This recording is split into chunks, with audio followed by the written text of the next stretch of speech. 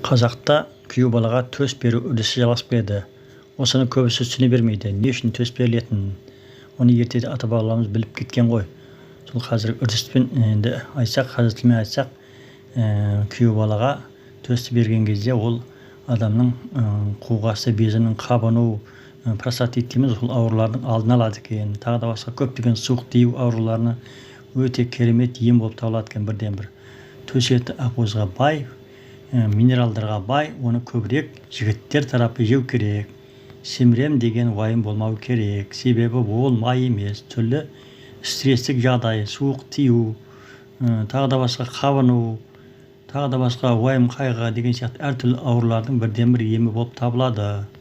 Қазақ әркімге сыбағасына қарай ет таратқан. Ол әрбір таратқан еттің себебі бар.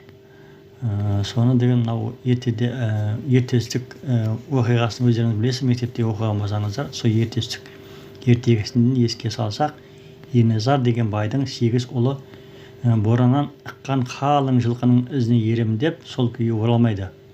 Кеше ғана бай болып отырған Ерназар бай бір күнде жарлы болып шыға келеді. Ішер ас таппай, ішуге ас таппай, кемпір екеуі өлімді күтіп жатады. Сол шалқасынан жатқан күйі көздеріне жаңағы ілулі тұрған ет түседі. Төс, жылқының төсі, еті. Соны бірден алады да кемпіріне айтады: жалма-жан, мына төсті ас тезірек жейік, ал деніп алайық дейді. Сөйтіп кейінше болмайды, соңаға төс етін жегесін бірден орнынан тұрып әрекетке келіп, сөйтіп көп ұзамай кемпірде жүкті болмаушы ма еді. Мезгілі жеткенде кемпірде ұл туып, оның атын төстік қоймаушы ма еді.